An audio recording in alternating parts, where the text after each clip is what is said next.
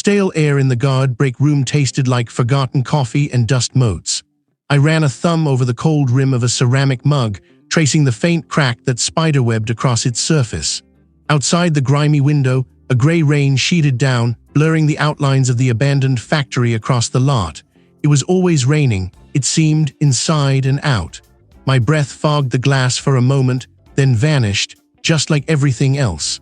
The fluorescent lights above hummed a sickly, incessant tune, a counterpoint to the low crackle from the security monitors showing static.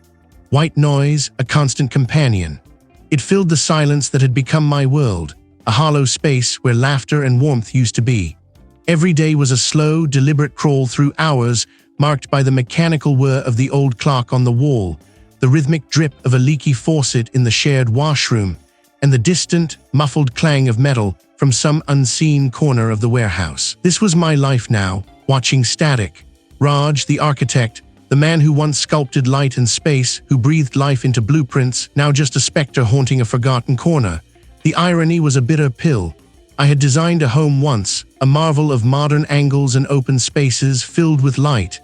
It was meant to be a sanctuary, a testament to what we had built, what I had built. Instead, it became a tomb. The memory was a persistent ember, glowing hot beneath the surface of my skin. The smell of smoke, thick and acrid, still clung to my nostrils even years later. The roar of the fire, a hungry beast devouring everything I loved. The screams, no, I wouldn't let them surface, not now, not ever. I'd designed every beam, every wall, every intricate system. I'd overseen its construction down to the last screw, and it had failed. It had betrayed them. I had betrayed them. The guilt was a physical weight, pressing down on my chest, making each breath a conscious effort. It was a constant companion, heavier than any sorrow. I shifted in the uncomfortable plastic chair, the vinyl squeaking under my weight. A stack of old newspapers, weeks out of date, lay on the table beside a half-eaten sandwich left by the previous guard. I never ate in here. The thought of consuming anything in this tomb of stale air and flickering light made my stomach clench. A sudden, sharp knock on the door startled me, making me flinch. My hand flew to my chest, a primal reaction. I hadn't heard anyone approach over the static and the hum. The door creaked open slowly, revealing the silhouette of the supervisor, a portly man with tired eyes, holding a thick, cream-colored envelope. He rarely bothered me, preferring to leave me to my quiet vigil. "Raj," he said, his voice flat, "there's a delivery for you. Been sitting in the main office for a week. Came through a private courier, apparently." He extended the envelope, thick and formal, sealed with a waxy crest I didn't recognize. The paper felt heavy, expensive, alien to my rough, calloused fingers.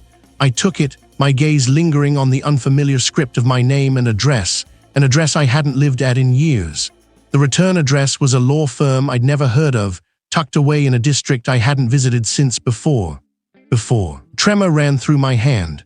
"Thanks," I managed, my voice raspy. The supervisor merely grunted, his eyes scanning the security monitors showing static before he turned and shuffled away, leaving the door ajar. I tore open the seal, the paper rustling like dry leaves. My eyes scanned the dense paragraphs, words blurring for a moment before snapping into focus. "It is with both solemn duty and unexpected privilege that we inform you of the passing of your distant relative, Mr. Ishan Sharma. As per his last will and testament, you, Raj Sharma, are named the sole inheritor of his estate, including the ancestral property located at." Ancestral property, the words hung in the air, heavy and foreign. My family, what little remained, had severed ties with that branch generations ago. The Sharmas, my father had once told me, were a lineage best forgotten. But he'd never elaborated. I'd never asked. I read on, my breath catching in my throat.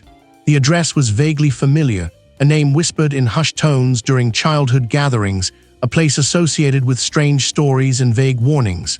It wasn't a house, it was the house.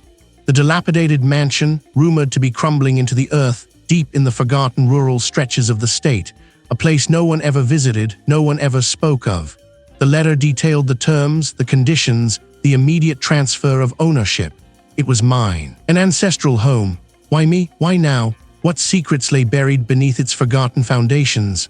I remember the exact moment the words, ancestral property, shifted from a distant, academic concept to a looming, tangible weight. It was the crackle of the lawyer's voice on the phone, the sudden silence of my own empty apartment after he'd hung up. My father's warning, that dark cloud of the Sharmas, had always been a ghost story told in hushed tones. Family secret best left buried. But now it was a deed, a set of keys, an address. The drive itself felt like a journey into a different era. The roads narrowed, the asphalt crumbling into gravel, trees growing thicker, their branches interlocking overhead like gnarled fingers. The air grew heavier, cooler, even though the summer sun beat down relentlessly in my rearview mirror. When I finally saw it, perched on a slight rise, it wasn't the grand manor I'd half expected, half feared. Windows, some boarded, some shattered, stared out like vacant eyes. A single rusted iron gate, half off its hinges, guarded a winding, overgrown driveway. No wonder no one had lived here for decades. I parked the rented sedan, its modern engine a blasphemy against the ancient quiet. Stepping out, the silence was immediate, profound. It swallowed the hum of the car, the distant buzz of insects. It smelled of damp earth, decaying leaves, and something else, a faint, metallic tang. Like old coins or dried blood, I shivered despite the warmth of the afternoon. This wasn't solace. This felt like an obligation. The front door, a heavy slab of oak carved with intricate faded patterns, groaned in protest as I pushed it open. Dust motes danced in the slivers of light piercing the gloom within. My footsteps echoed, each crunch on the gritty floorboards amplified. I wandered through the cavernous rooms, peeling wallpaper clinging like dead skin. Furniture draped in white sheets resembling ghostly figures. Each space felt like a breath held for generations, waiting to be released. I found myself unconsciously holding my own breath too. I chose a smaller bedroom upstairs, overlooking a neglected garden choked with thorny bushes. It felt less imposing, less hungry.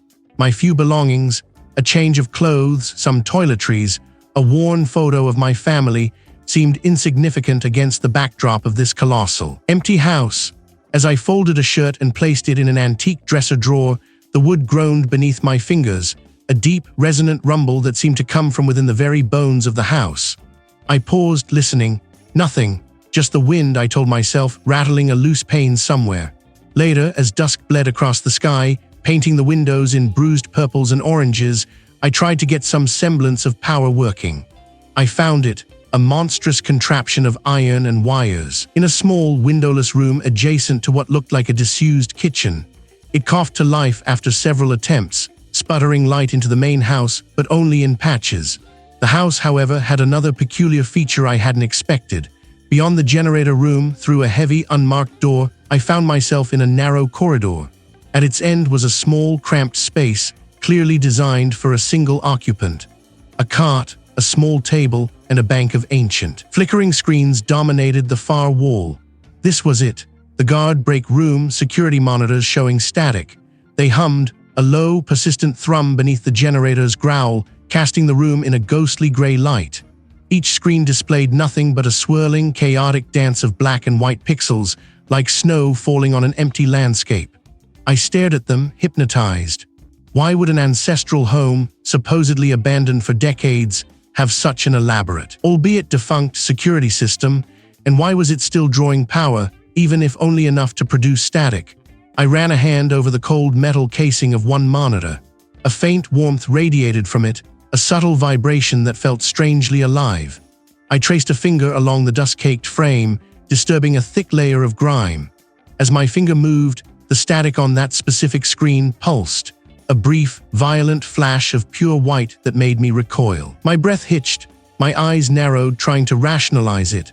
A loose wire, an ancient capacitor discharging. I waited, watching the screen. The static settled back into its usual agitated snow.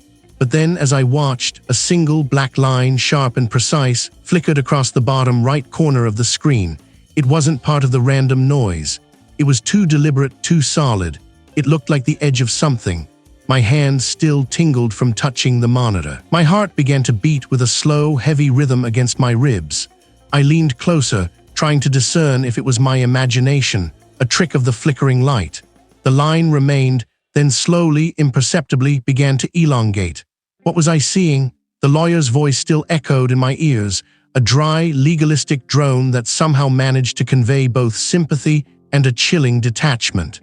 Ancestral property. The words had stuck to me like burrs, digging in deeper with each passing hour. My father's warnings, Those veiled references to a dark cloud that clung to our name had always felt like old-world superstition, a generational burden I'd been determined to shed. The house loomed, a hulking silhouette against the bruised evening sky. It wasn't just old, it felt ancient, a structure built not just of stone and mortar, but of forgotten stories and lingering breaths. Dust motes danced in the slivers of light that pierced the grimy windows, illuminated by my flashlight. The air inside was thick, stagnant, carrying the scent of decay, and something else I couldn't quite place, a faint metallic tang, like old blood or rusted iron. I walked through the echoing halls, my footsteps loud and intrusive, each one a disruption in the house's profound slumber. My first night was a restless affair, punctuated by the house's groans and creaks, the settling of old wood and stone. I told myself it was just that, an old house finding its equilibrium. But then came the smell, a faint wisp like distant embers, smoke. My breath caught a familiar, icy vise clamping around my chest. I scrambled out of bed, my heart racing, and flung open the window. Nothing, just the damp night air, the scent of petrichor from a recent shower. I stood there, shivering, my mind racing, trying to rationalize it away. A neighbor's fireplace, a lingering phantom from the fire that had consumed my world. My mind, always seeking patterns, always seeking guilt. The next day I tried to impose order on the chaos. I started in the main parlor, tearing away the yellowed dust sheets. I was about to leave the room for some cleaning supplies when I glanced back. A heavy oak door, one I had firmly closed just moments before, now stood ajar. A draft, I told myself, a trick of the old house. I walked back, pushed it shut with a firm click, and even tested the handle. It was secure. I was halfway down the hall when I heard it again, a soft creak. I froze, my hand on the banister, listening, just the thrum of my own pulse in my ears. I walked back to the parlor. The door was still closed. A breath I hadn't realized I was holding escaped me. My nerves, I thought, were frayed. The isolation, the memories, the sheer weight of this place. But the occurrences grew bolder, harder to dismiss. I'd leave a book on a table only to find it on the floor, spine cracked open to a random page. A heavy brass key, which I'd placed on a mantelpiece, vanished, only to reappear on my pillow. It was a game, a subtle shift in reality designed to unravel my composure. I started talking to myself, arguing with the air, trying to find logical explanations for illogical events. I was losing my grip. I could feel it, like sand slipping through my fingers. One afternoon, driven by a desperate need for answers, or perhaps just a distraction, I decided to explore the deeper, more forgotten parts of the house. I was looking for old blueprints, anything that could tell me about its history, its structure. I found myself in a labyrinth of service corridors in the basement, a forgotten network of pipes and conduits. The metallic smell was stronger, almost acrid. I pushed open a heavy, unpainted door that groaned on its hinges, revealing a small, windowless room. The label, faded but still legible, read, "Guard Break Room." Inside, the air was thick with dust, and the lingering scent of stale cigarettes and old coffee. A chipped formica table stood in the center, surrounded by 3 wobbly chairs. Below them, a control panel, its buttons caked with grime, looked equally defunct. A strange compulsion seized me. I needed to see if they still worked. I ran my hand over the dusty panel, searching for a power switch. My finger found a small, unmarked toggle. I flicked it. There was a sudden, high-pitched whine, like a tortured banshee, as the monitors flickered to life. All 4 screens exploded into a blizzard of black and white static.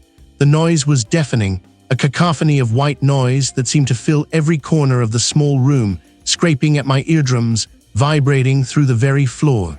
My head began to throb. I stared at the screens, mesmerized by the chaotic dance of pixels. It was just static, a blank, meaningless canvas of electronic snow. But then, on the 3rd monitor from the left, something shifted. For a fraction of a second, the static seemed to coalesce, to form a fleeting, indistinct image. It wasn't clear, not truly, but it was enough to make my stomach lurch. A shape, a face. It was gone before I could properly register it, swallowed back by the swirling chaos. Just static again. My eyes strained, my breath held. Was it a trick of the light, a ghost in the machine, or was the house, this ancient, malevolent thing, finally showing me something it wanted me to see? I leaned closer, my ear almost touching the buzzing screen, trying to decipher the meaningless hiss. But the image didn't return, just the relentless, mind-numbing static. What had I seen? My father's warnings. Those veiled references to a dark curse or something that clings to the lineage had always been easy to dismiss as the ramblings of a man burdened by old-world superstitions. I was an architect. I dealt in logic, in angles and stresses, in the tangible reality of concrete and steel. Superstition had no place in my world, and certainly not in a structure I was meant to understand, to tame. This house, however, felt different. It resisted understanding. It felt alive in a way that defied all my training. I wouldn't let my grief, my pervasive guilt, make me see phantoms in the dust motes. There had to be an explanation, a logical one. My first step was a thorough structural survey. I retrieved my old laser measure, my notepad, and a powerful LED lantern.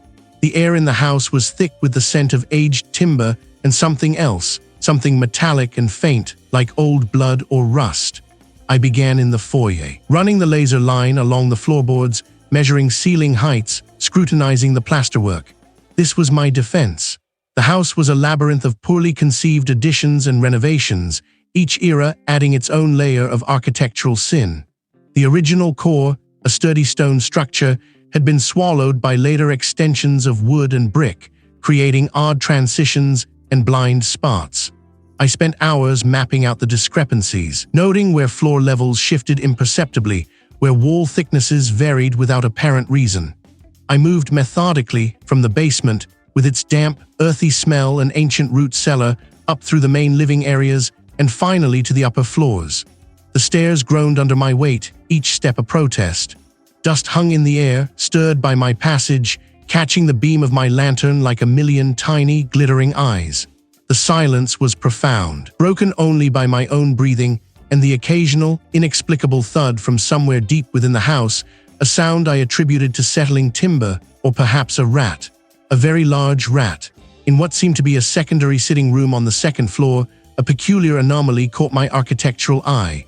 I tapped it with my knuckles, a dull, reverberating echo answering me. I consulted my rough sketches, comparing them to the house's actual layout. This wall should have been solid, or at least consistent with the other walls of the original structure. My heart began to quicken, a subtle tremor in my chest. This was it, a tangible mystery, something I could sink my teeth into. I scraped away a small patch of the peeling wallpaper with my utility knife.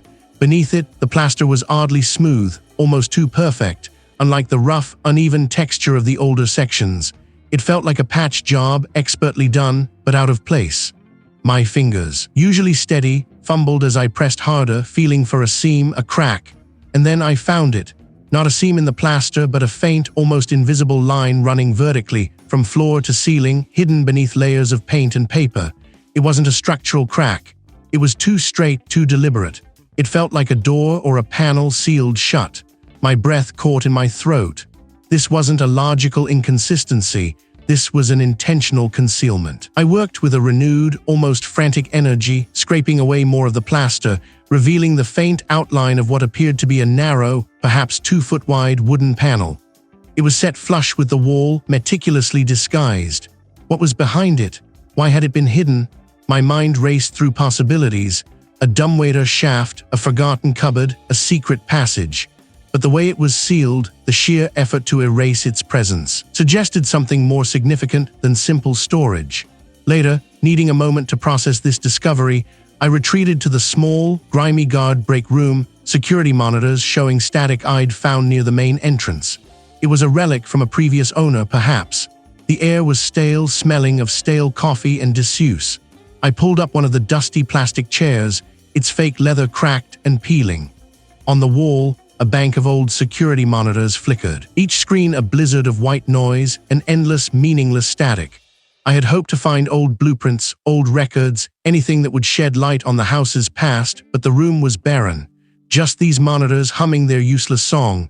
I stared at the static, the white noise a physical manifestation of the confusion swirling in my head. My hands, still grimy from the plaster, trembled slightly. The panel, the hidden panel, it gnawed at me. What could be so important, so unsettling, that someone would go to such lengths to erase its very existence from the fabric of the house?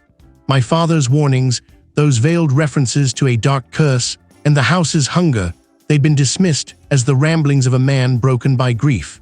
Now they clawed at the edges of my mind, demanding reconsideration. My search had led me to the forgotten edge of the estate, a small, squat building half swallowed by overgrown ivy and thorny bushes.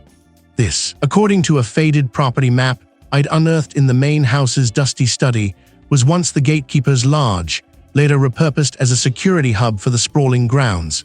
This was the guard break room, security monitors showing static. Dust motes danced in the single shaft of weak sunlight that pierced a grimy window pane. The room was small, cramped, filled with the ghosts of forgotten shifts. An overturned chair lay in one corner, its vinyl seat cracked and peeling. A stained coffee mug, hardened with residue, sat on a rickety metal table next to a stack of ancient, water-damaged logbooks. But it was the bank of defunct monitors that held my attention, their screens a uniform, shimmering gray fuzz. A low, persistent hum emanated from their guts, a sound like a distant, angry beehive.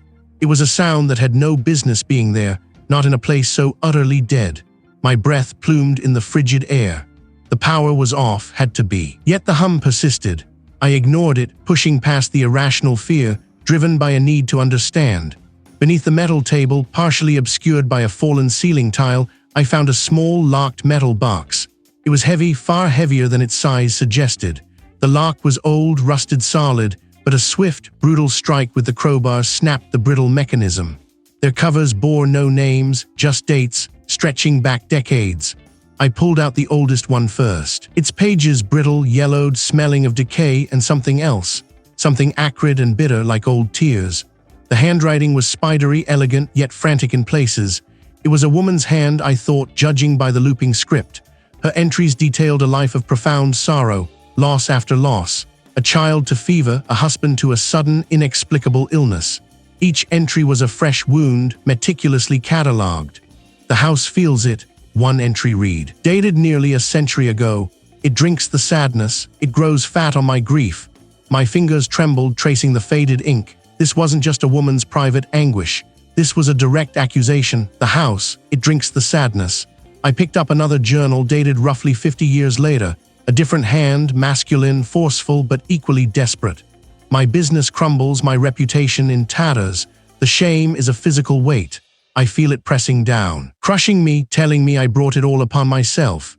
The entries grew increasingly erratic, filled with self-loathing, culminating in a final, barely legible scrawl. The weight, the guilt, it's too much. The house demands its due. I dropped the journal. It landed with a soft thud on the concrete floor, kicking up a cloud of dust. Guilt, my own guilt, a constant companion, a suffocating shroud since the fire. The image of the flames, the smoke, the screams that never quite left my ears, they were all there, always there. I had designed that house.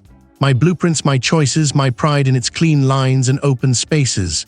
And it had burned. My family, gone because of my design. The previous inhabitants, their lives consumed by tragedy, by overwhelming sorrow and self-recrimination, and now me.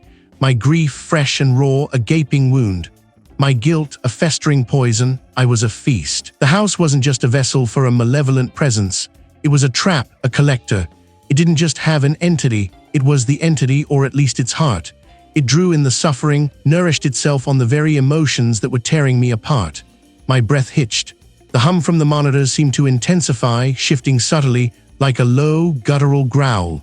I felt a pressure, a vast, unseen weight settling onto my shoulders, pressing me down. It was the same crushing sensation the second journal writer had described. It was the house feeding. My hands clenched into fists, fingernails digging into my palms. This wasn't just an old, dilapidated building. It was a predator, and I, in my desperate search for solace, had walked right into its jaws.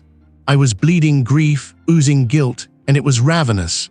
Or was there something more, something even deeper woven into the very fabric of my bloodline? Something that had drawn us all back to this place to be consumed?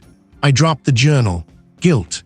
The word echoed in the silence of the guard break room, louder than the static's hum. The image of the flames, the smoke, the screams that were only ever in my head, they all coalesced around that single damning word. It wasn't just the house's secret. It was my secret too, laid bare by the crude, scrawled confession. The security monitors, a grid of 12 blank squares, continued their silent, shimmering dance of gray and white, a perpetual storm contained within glass. I stared at them, but saw nothing beyond the swirling chaos. My breath hitched. This place, this ancestral home, it wasn't just old and crumbling. It was a maw, and I was already halfway down its throat. The journal, the whispers, the cold sparts, the impassable shadows, it all pointed to something malevolent, something that had been waiting, feeding, and now it had me. I had to leave. Now, before I became another entry in that cursed ledger, I bent down, snatched the journal from the floor, and shoved it roughly into my jacket pocket. My fingers, numb with sudden fear, fumbled with the clasp. The metal felt like ice. I spun on my heel, my eyes darting towards the heavy metal-plated door that served as the entrance to this forgotten room. It was a service exit, rarely used, but it led outside, a direct route to freedom. My legs felt heavy, each step a deliberate effort against an unseen resistance. The concrete floor beneath my work boots felt gritty, uneven. The air, already stale, seemed to thicken, pressing in on my chest. I could hear my own ragged breathing, loud in the confined space. The static on the monitors seemed to pulse, a visual heartbeat of the house itself. I reached the door, my hand outstretched. I gripped it, twisted, and pulled. It didn't budge. I pulled harder, grunting with the effort. The bar remained locked in place, unyielding. Panic began to prickle at the edges of my composure. I tried again, throwing my weight against it, but the door was solid, immovable. It felt like it had been welded shut from the outside. My gaze snapped to the small, grimy window set high in the wall opposite the monitors. It was a single pane, reinforced with wire mesh, barely large enough to squeeze through. It offered a sliver of the gray, overcast sky outside. Hope, fragile and desperate, flickered. I dragged a rickety, three-legged stool from a corner, scraping it loudly across the floor. I climbed onto it, my hands shaking as I reached for the window latch. The latch was frozen. Rust had seized it completely. I tried to force it, my knuckles scraping against the rough metal.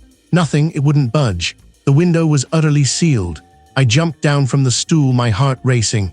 Thump, thump, thump, thump. My breath was coming in short, shallow gasps. This wasn't just a dilapidated old house. It was actively keeping me here. I looked back at the monitors. My gaze swept around the small room. No other exits, just the solid door and the sealed window. My eyes landed on the single, bare light bulb hanging from the ceiling, its weak yellow glow doing little to dispel the gloom. It flickered once, twice, then settled back into its dim hum. I stumbled out of the guard break room, back into the long, dark corridor that led deeper into the house. Something metallic, like old blood. I had to find another way out. The main entrance, perhaps. The front doors were massive, but surely they couldn't be sealed too.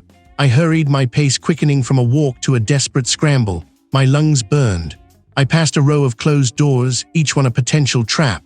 The house felt alive, its very walls breathing around me. I could hear a faint, almost imperceptible hum, a low vibration that seemed to emanate from the stone itself. I rounded a corner, bursting into the grand foyer.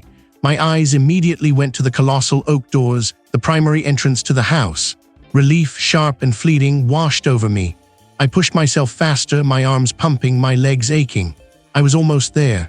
As I closed the distance, a low groan emanated from the doors.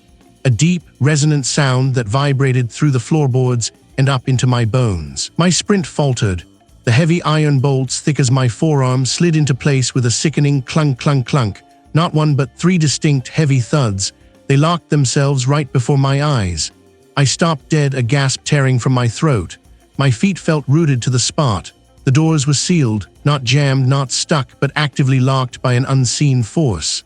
The air in the foyer grew heavy, suffocating. It was here, it was watching, and it wasn't letting me go. My chest heaved. I tried to speak, but no sound came out. My mouth was dry, my tongue thick, my vision blurred at the edges. I was trapped, utterly, completely trapped within these walls. The entity had shown its hand. It had power, it had control, and I was its prisoner. What did it want with me? Guilt. The image of the flames, the smoke, the collapsed timbers, it all flashed behind my eyes, a relentless, searing memory. But now it wasn't just my grief. This journal, these scrawled confessions, they hinted at something far older, far more insidious. My breath hitched. The air, already stale and cool, seemed to thicken, pressing in on my chest. I stared at the open page, the ink a faded testament to a fear that was now reaching across generations to touch me. My fingers trembled as I bent, retrieving the worn book. The cover felt rough, almost abrasive, against my skin. I didn't want to touch it, didn't want to read another word. But a desperate, morbid curiosity propelled me. I had to know. I needed to understand the true weight of this legacy, this ancestral burden. I flipped past the entry that had sent the journal from my grasp, past the frantic, almost illegible script of my great-grandfather, a man I'd only known through sepia-toned photographs and hushed family anecdotes. He'd mentioned the hunger, the price, and a binding oath. My eyes scanned for patterns, for recurring phrases, for anything that could anchor this swirling terror. The security monitors, lined up against the far wall, pulsed with their uniform static, a constant low SHHH that was both maddening and strangely hypnotic. I blinked, clearing my sight, and forced myself to focus. It spoke of a lineage, a specific bloodline chosen not for power or prestige, but for something else.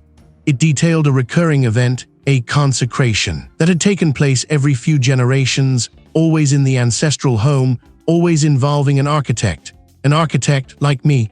I felt a prickle of gooseflesh crawl up my arms. This wasn't just a house haunted by a restless spirit.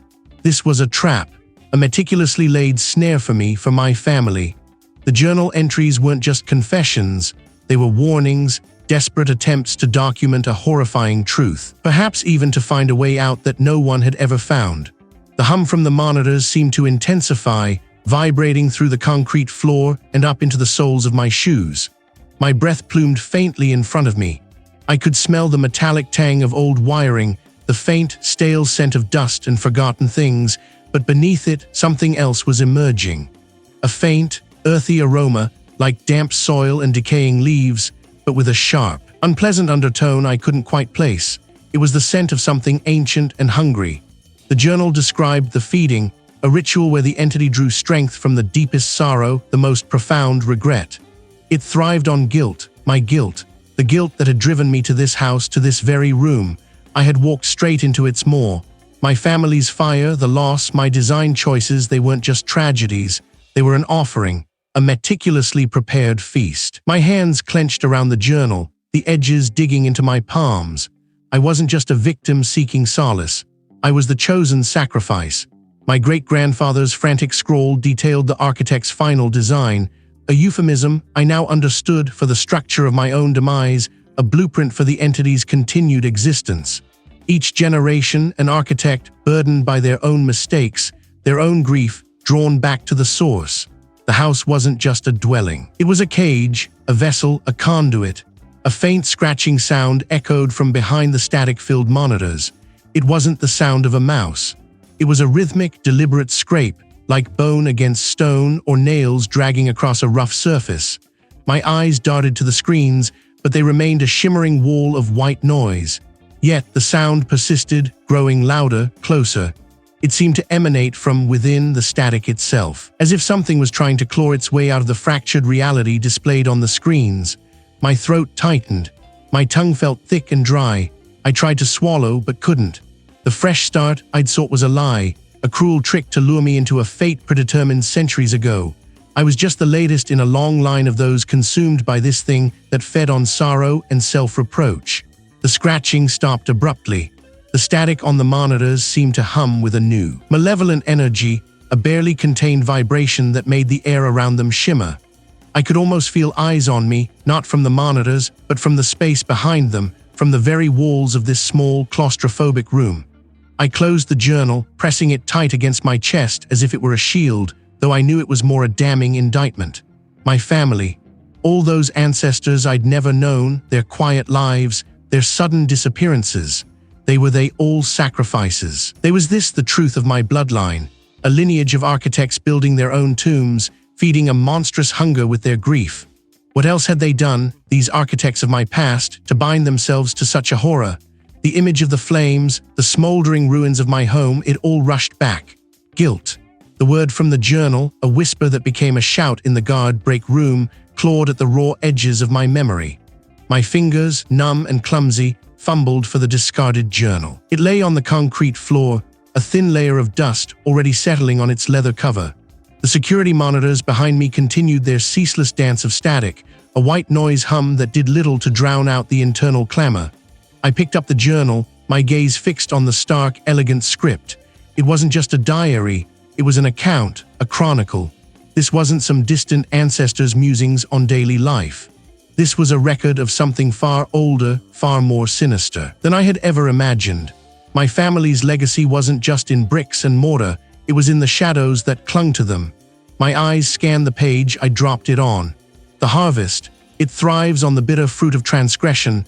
The more profound the remorse, the richer the yield. It feeds, it grows. It wasn't just a haunting, it was a parasitic relationship. My guilt, the very thing that had anchored me in a living nightmare, was its sustenance. This wasn't just about escaping. It was about starvation, starving it. A new, unfamiliar resolve began to solidify in my chest, pushing past the constant ache of regret. For too long I had been a victim, drowning in what I perceived as my own deserved suffering. But if my suffering fueled this thing, then wallowing was no longer an option. I had to fight, not just for myself, but for every forgotten soul this entity had consumed. I flipped back through the journal, my fingers tracing the faded ink. The entries grew more frantic, less coherent, as if the writer's sanity had frayed with each passing year. But there were details buried amidst the fear. Architectural diagrams, hastily sketched, annotated with symbols I didn't recognize. These weren't just design quirks, they were deliberate. One drawing, crudely rendered but precise, depicted a section of the house's foundation. Below it, a scrawled note, "The heart of the labyrinth, a prison of its own design. Each stone a sorrow, each mortar a tear. But the key is not of this world. A prison, the ancestral home wasn't just a house, it was a cage, and I unknowingly had been drawn into it. The key not of this world, my grandmother, her eyes wide with a fear I never understood, talking about wards and sacrifices in hushed tones. I'd always thought he was just eccentric. The static on the monitors seemed to sharpen, its hum a low growl in the quiet. I glanced at them, a fleeting sense of unease. Nothing but snow, just static. I returned to the journal, desperate for more. The writer, whom I now suspected was an ancestor, perhaps the original architect or a descendant tasked with maintaining the prison, had detailed a series of countermeasures. These were not prayers or rituals in the traditional sense, but more like engineering solutions applied to the supernatural. The resonance of unburdened joy, a discordant note to its symphony of despair. The pure, unfiltered light of truth, a searing flame. Unburdened joy, truth, how could I, a man steeped in guilt, possibly manifest such things? My hands began to tremble, the leather cover of the journal feeling slick against my palms. It was too much. The weight of generations of secrets, the horror of an entity that thrived on human misery, the impossible task laid before me. Another entry caught my eye. A more recent edition, scribbled in a different hand, less elegant, more desperate. It breaches.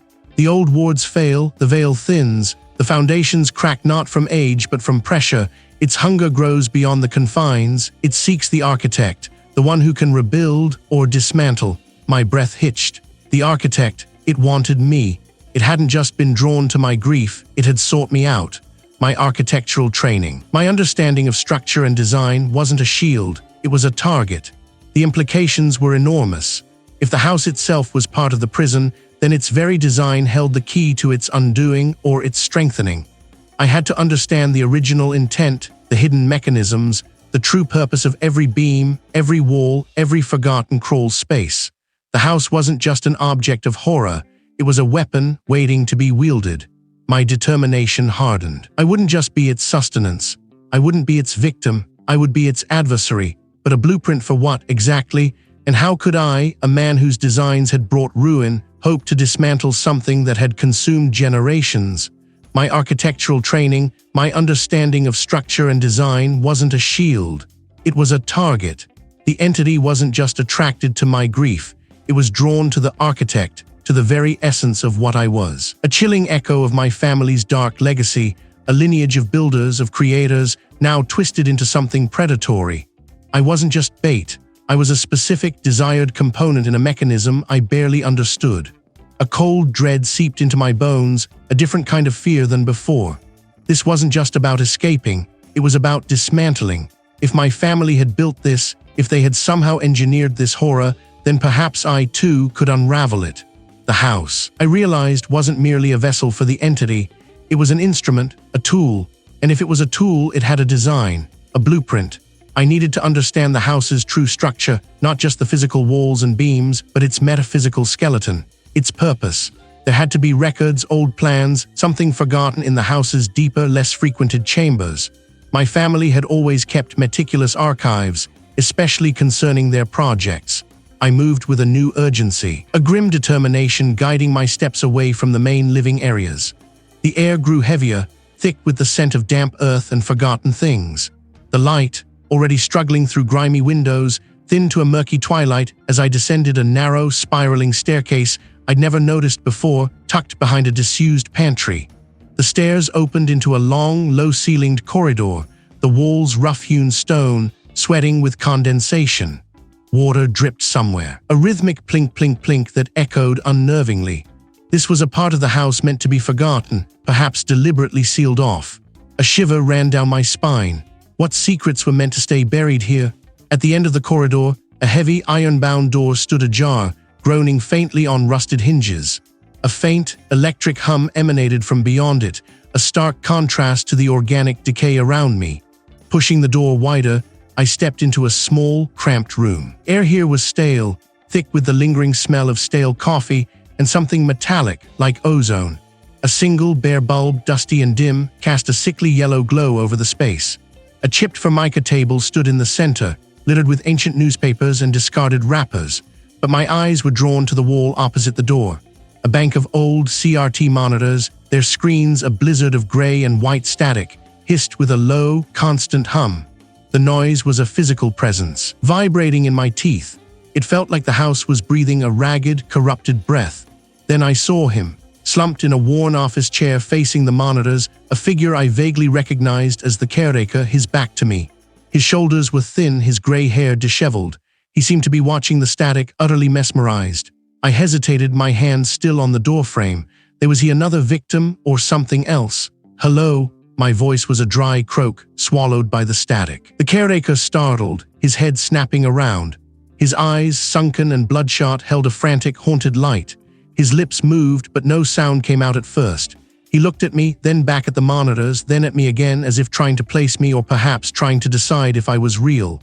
"You," he gestured vaguely at the monitors, his hand trembling. "It watches, always watches. The designs, the flawed designs." He started to get up, slowly, painfully. His movements jerky, like a marionette with tangled strings. His gaze darted around the room, settling for a moment on a tall, narrow filing cabinet tucked into a corner, its metal surface pitted with rust. A sudden, protective glint entered his eyes. Don't touch the plans," he mumbled, taking a shuffling step towards the cabinet. "He doesn't like it. The architect, the entity knew my lineage, understood my role. And it had an agent, a broken pawn, guarding its secrets. The caretaker wasn't trying to help me, he was trying to protect it. My heart hammered against my ribs. I needed those plans. I needed to see what the architect had designed." "What plans?" I pressed, trying to keep my voice steady. "What designs are you talking about?" The caretaker stopped, swaying slightly. He pressed his palms against his temples, his eyes squeezing shut. "The grief, it feeds the house. It channels the lines, the angles. They are all wrong, they make it strong." He opened his eyes, and a flicker of something like desperate clarity shone through the madness. "He built it wrong, so wrong." He lunged suddenly, not at me, but towards the filing cabinet, his movements surprisingly swift despite his frailty. He threw his body against it, a desperate, pathetic attempt to block my access. The static on the monitors intensified, a high-pitched whine joining the hiss. I could feel it now, pressing in. Aware of my intrusion, angered by my proximity to its secrets, I had to be quick. I sidestepped the caretaker, who was now babbling incoherently, clawing at the metal cabinet. My fingers fumbled for the handles. The top drawer was unlocked, thankfully. I pulled it open with a screech of metal. Inside, amidst dusty ledgers and brittle papers, I saw them, rolls of parchment, tied with faded ribbon, blueprints. I pulled one out, unrolling it quickly on the dusty formica table. It was old, hand-drawn, detailing the intricate structural elements of the very house I stood in. My ancestors' elegant script adorned the title block, but something was off. My architectural eye immediately caught it. There were patterns, almost geometric symbols, interwoven into the load-bearing walls, subtly altering the conventional flow of energy, creating strange, resonant cavities. Materials were specified, not for structural integrity, but for their metaphysical properties, their ability to absorb and amplify certain emotional frequencies. The house wasn't just built on a foundation of grief, it was designed to be a colossal amplifier of it, a resonant chamber for sorrow. The very structure, the placement of the rooms, the angles of the roof, the type of stone in the hearths, it was all calibrated. A machine to produce and harvest despair. My family hadn't just built a home, they had engineered a trap, a factory of fear, and I was standing in the very heart of its control room. The static screamed from the monitors, a deafening shriek that made my ears ache. The caretaker, slumped against the cabinet, began to weep, a broken, shuddering sound. How do I demolish a design that has become alive? The whine from the monitors clawed at my eardrums, a sound like 1,000 dying insects trapped in a jar. The old man, a skeletal shadow, was pressed against the filing cabinet, his breath coming in ragged gasps, his eyes wide and clouded. He wasn't guarding information, he was guarding a tomb. "Get out of my way," I said, my voice hoarse, barely audible over the electronic shriek. My resolve, once a fragile thing, had hardened into a cold, unyielding core. I had come too far, lost too much, to be deterred by a ghost of a man. He didn't move, just whimpered, a sound more animal than human. His hands, gnarled and trembling, scrabbled at the cold metal of the cabinet. But his fear was not my own anymore. Mine had become a weapon. I reached for him, not gently. My hand clamped around his shoulder, feeling the brittle bone beneath the thin fabric of his shirt. He cried out, a dry, rattling noise, and twisted, surprisingly strong in his desperation. But I was stronger. I shoved him aside, not violently, but with enough force to send him sprawling onto the grimy floor. He lay there, a heap of old clothes and failing breath, watching me with wide, unblinking eyes. I didn't spare him another glance. The filing cabinet stood before me, an unremarkable piece of office furniture in this god-forsaken guard-break room, security monitors showing static. I grabbed the handle of the top drawer. It groaned, resisting, as if reluctant to reveal its secrets. I pulled harder, muscles straining, the metallic shriek of the static rising to a crescendo. With a final jarring wrench, it lurched open. Dust motes danced in the dim light filtering from the single, buzzing fluorescent tube above. Inside, faded folders, brittle with age, were crammed together. Architectural drawings, not for this house, but for some other forgotten structure, their lines blurred by time. I rifled through them, my fingers brushing against the rough paper, a sense of urgency prickling my skin. This wasn't it. This wasn't what he was guarding. My gaze fell on the back of the drawer. It seemed to recede deeper than it should, a subtle distortion in the metal. I pushed against it, solid. I ran my fingers along the edges, feeling for a latch, a seam, nothing. But then my thumb snagged on something, a small, almost invisible button, flush with the surface of the metal. I pressed it. A faint click, barely audible beneath the persistent static, echoed in the small room. The back of the drawer didn't slide open, it shifted. A section of the wall behind the filing cabinet, a patch of crumbling plaster and stained wallpaper, shuddered. No light from the break room penetrated it. The air that spilled out was thick, heavy, carrying a scent that made my stomach clench, damp earth, something metallic, and a faint, cloying sweetness like decaying flowers. My breath hitched. This was it. This was the true core, the hidden more of the house. I hesitated for only a fraction of a second, my heart racing a frantic rhythm against my ribs. This was fear, pure and unadulterated, but beneath it, a desperate need for answers, a primal urge to confront the source of my torment. I took a deep breath, the foul air burning my lungs, and stepped towards the opening. The old man let out a strangled cry from the floor, a sound of warning or perhaps despair. I ignored him. The passage beyond was tight, the rough-hewn walls scraping against my shoulders as I squeezed through. It descended sharply, a spiral staircase of uneven, slick stone. The air grew heavy, thick with moisture and that strange metallic sweetness. It tasted like rust and forgotten things. My boots slipped on the slimy surface of the steps, and I stumbled, catching myself just before I pitched forward into the black. My palms were sweating. My vision struggled to adjust, but there was nothing to see, just an absence of light that felt absolute. Then a sound, not a drip, but a faint, rhythmic thrum deep within the earth like a colossal, sleeping heart. It vibrated through the stone beneath my feet, up my legs, settling in my chest. It wasn't mechanical, it was organic, ancient. The passage widened abruptly. I stepped out onto what felt like a vast, uneven floor. My hand, still outstretched, found nothing but empty space. When the beam finally cut through the gloom, it revealed a sight that stole my breath. This was no basement, no cellar. I stood in a cavernous space, impossibly large, its walls not of stone or concrete, but of something else entirely. They writhed, a grotesque tapestry of twisted, root-like structures, thick as my arm, pulsing with a faint, sickly green luminescence. They weren't roots, though. They were organic, fibrous, interwoven like muscle and sinew, constantly shifting, contracting, then expanding, as if the entire chamber was breathing. The smell here was overwhelming now, that sweet decay, mingled with something sharper, like ozone after a lightning strike. The floor beneath my feet was not smooth earth, but a spongy, uneven surface, covered in a thin, shimmering film of viscous liquid. Each step made a soft, squelching sound, and I could feel the strange texture through the soles of my boots. In the center of this pulsating chamber, bathed in the sickly green glow, was a structure that defied description. It wasn't built, it seemed to have grown. A massive, gnarled column of the same fibrous material rose from the floor, twisting upwards towards the unseen ceiling. Around its base, arranged in a rough circle, were objects, not furniture, not tools, but things that looked like petrified remnants of life. Distorted forms, vaguely human-shaped, fused with the organic mass of the column. My gaze locked onto one of them. It wasn't stone, and I knew with a horrifying certainty that I was looking at what remained of others who had come here, others who had fed this thing. This was the heart of the house. This was where it truly lived and where it fed. My guilt, my grief, it had all been a meal, a slow, agonizing process of fattening me for this moment.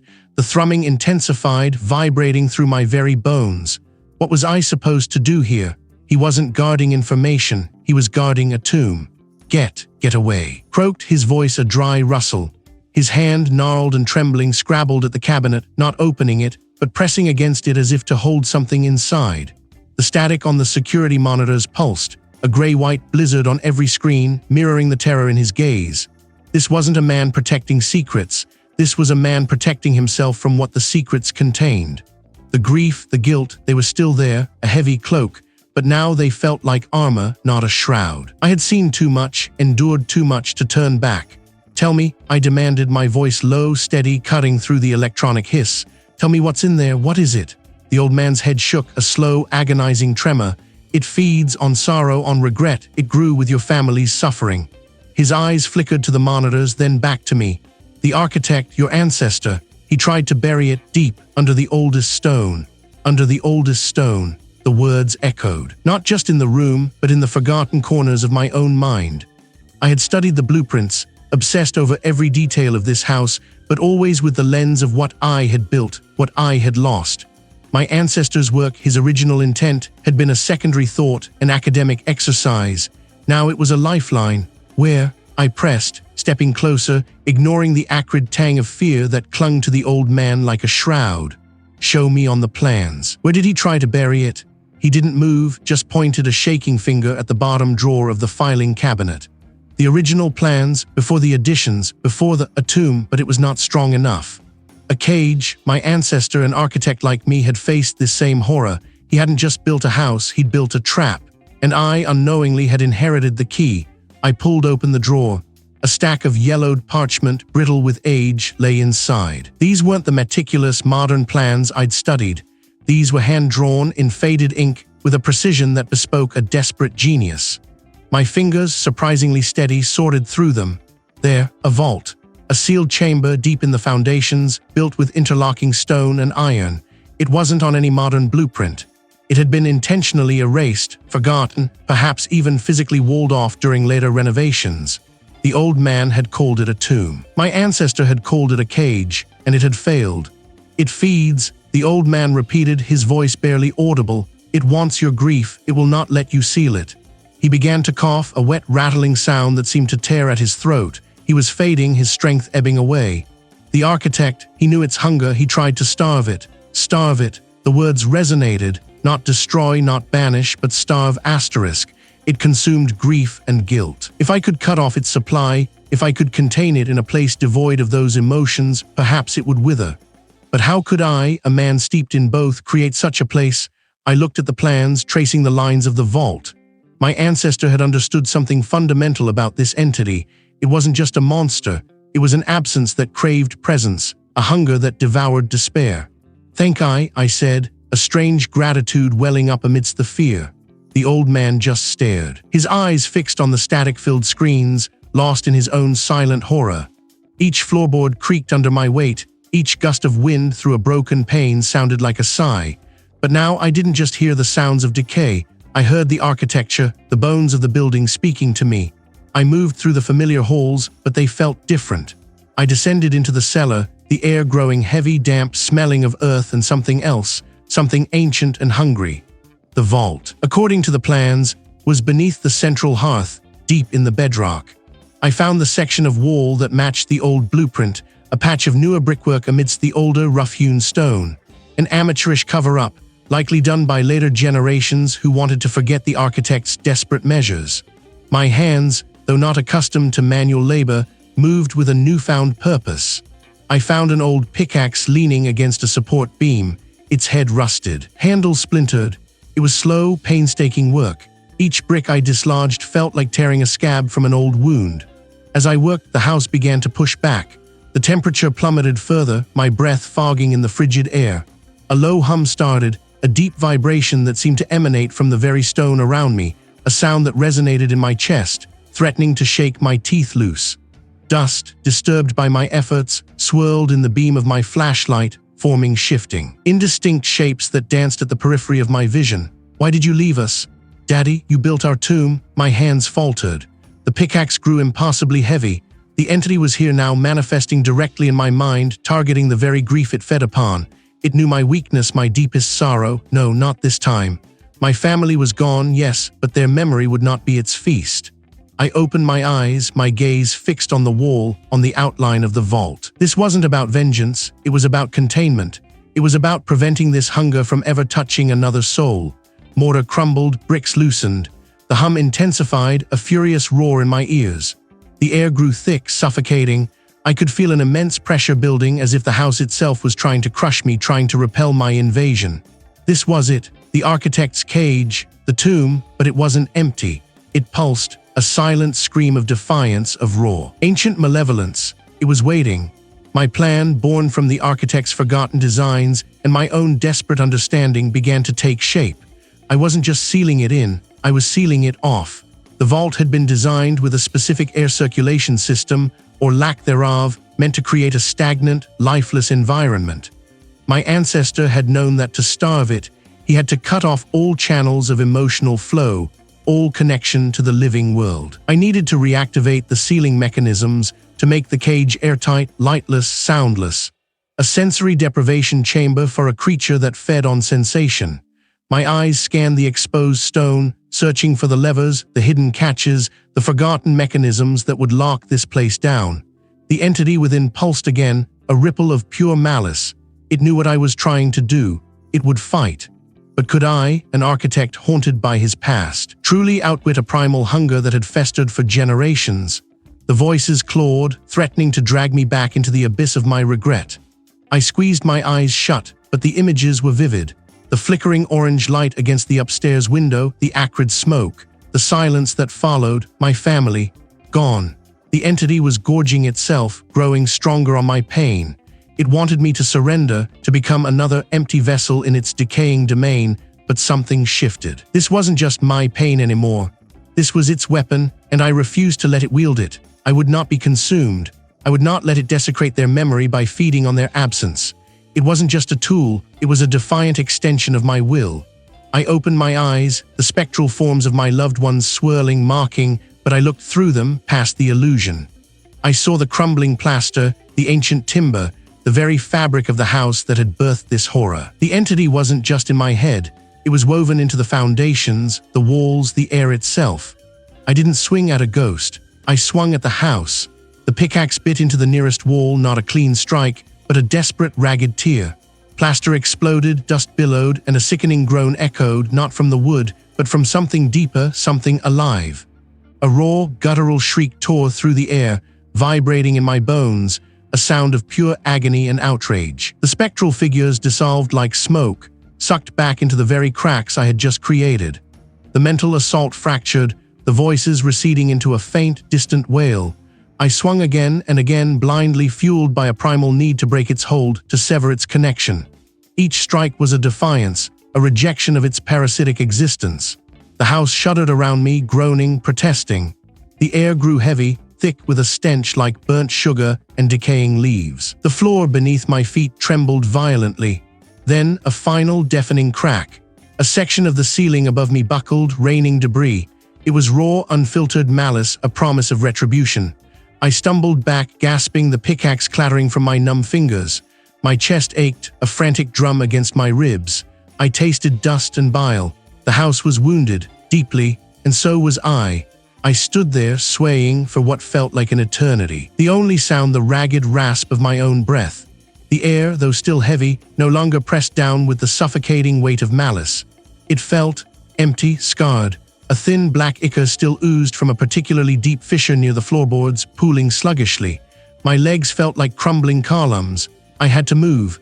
I didn't know where or why, but staying in that ravaged space felt like waiting for a second wave. My vision swam, speckled with bright spots, and a dull ache throbbed behind my eyes.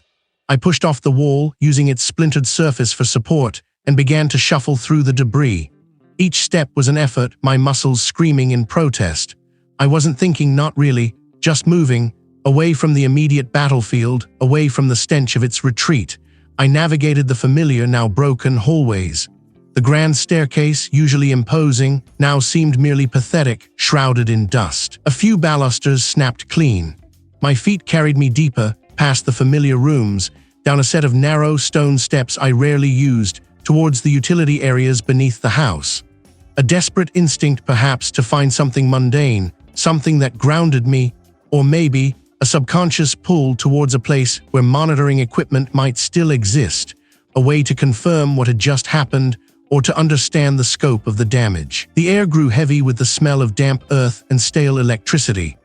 I pushed open a warped wooden door, the hinges groaning like dying men, and stumbled into the guard break room, security monitors showing static. A chipped mug sat on a rickety metal table, a faint ring of dried coffee at its base. A calendar from years past hung askew on the wall, its pages curled.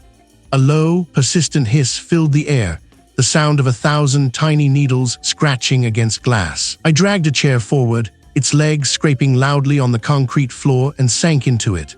My body screamed for rest, but my mind was a frantic bird fluttering against the cage of my skull. I stared at the static, my eyes burning. It was just noise, just interference, a blank wall where images should have been. Yet, after the chaos I'd endured, the uniform, chaotic patterns felt strangely mesmerizing. I leaned closer, my breath fogging the cool glass of the nearest screen. And then, as my eyes adjusted, as my mind, raw and overstimulated, sought patterns in the randomness, something shifted. Not an image, not a clear picture, but a rhythmic pulse within the static.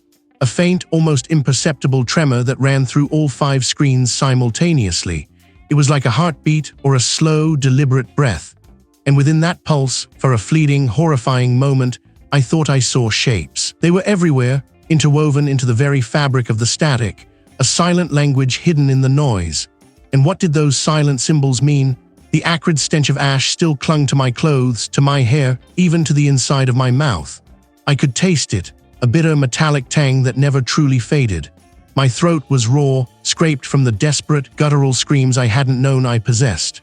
My muscles ached, a deep, bone-weary exhaustion that made every breath a conscious effort. I had fought it, or at least I had stopped feeding it. I had pulled myself back from the precipice, clawed my way through the suffocating tendrils of despair, out of that maw of grief and guilt. I remembered the last sensation, a cold, wet grip around my ankle, pulling me down into the floorboards. The house had been a living thing, straining to consume me whole, to make me part of its dark foundation. But something had snapped inside me. A sudden, sharp clarity. This wasn't just about my family's death. It was about my life, my choice. I had kicked, thrashed, screamed until my lungs burned. I had seen the flickering images of the fire, the accusing faces, but for the first time I had seen them as separate from the entity's hunger. They were my memories, yes, but the twisting agony, that was its doing. I had found a sliver of defiance, a spark of resolve that had somehow, impossibly, allowed me to break free. Now I was here. In the guard break room, security monitors showing static. The dull hum of the fluorescent lights above did little to soothe the tremor in my hands. I sat hunched on a worn plastic chair, my gaze fixed on the bank of screens, each one a swirling, grey mess of white noise, a blizzard of unreadable interference. No flicker of the grand hall, no glimpse of the dusty library, no sign of the attic where I'd found the journal, the one detailing my ancestors' macabre designs. Just static, a blank slate, yet somehow more terrifying than any image it could have shown. What was happening within those walls now that its meal had walked away? I had driven blindly, the engine of the truck a roar in my ears, the miles blurring past. I hadn't known where I was going, only that I had to be away. I had found this place, an abandoned security outpost on the edge of the sprawling estate, almost by instinct. The door was unlocked, a single generator still sputtering to life when I coaxed it. I needed to see. I needed to know if it was still there, still waiting. The static pulsed, a low, rhythmic thrum that seemed to vibrate in my very bones. It wasn't just interference. It felt like a presence, a shroud drawn over the house, actively resisting observation. My mind replayed the words from the ancestors' journal, the frantic scrawl about the perfect vessel, the ever-hungry Moor. He hadn't just built a house. He had constructed a cage, a lure, a living trap for grief. And my family, my poor, innocent family, had been caught in its terrible mechanism. My guilt had been the fuel, my sorrow the feast. I had fed it unknowingly for so long. I rubbed my temples, trying to massage away the phantom ache that had taken root behind my eyes. I was an architect. I understood structures, foundations, the way a building breathed. This house wasn't just old stone and timber. It was a complex system designed to harvest suffering. The specific angles of the rooms, the placement of the windows, the very materials used, all of it had been calibrated. A terrible, brilliant, monstrous design. My family's legacy wasn't just a name, it was a blueprint for torment. I stood, my legs stiff, and walked closer to the monitors. Not hope, not yet, but resolve. I had to choose. The house still stood. The entity, whatever it was, likely still resided within its walls, perhaps dormant, perhaps searching for a new source of sustenance. I could walk away, pretend it never happened, let it slowly wither or find another victim, or I could acknowledge what I had learned, what I had survived. A single, heavy-duty lever, labeled main power. Disconnecting the cameras wouldn't stop the entity, but it would sever my last visible link to it. A final, symbolic act. The static continued its relentless dance. I thought of the architect, my ancestor, trapped by his own creation, feeding it with his fear. I thought of my family, their lives stolen not by fire alone, but by a deeper, older malevolence woven into the very fabric of their home. I couldn't bring myself to destroy the house, not yet. It was a part of me now, a scar on my soul. But I also couldn't allow it to continue its terrible work. I looked at the static, then at my reflection. My hands, architect's hands, had designed beauty, but also indirectly facilitated horror. What could they build now in the aftermath of such devastation? What could they do to truly break the cycle? I knew I couldn't just leave it. The house was a trap, a monument to a twisted legacy. But it was also a warning, a lesson I had paid for with everything I held dear. The static shifted, a momentary surge of white noise, as if the house itself was sighing, or perhaps stirring. Would it ever truly be quiet?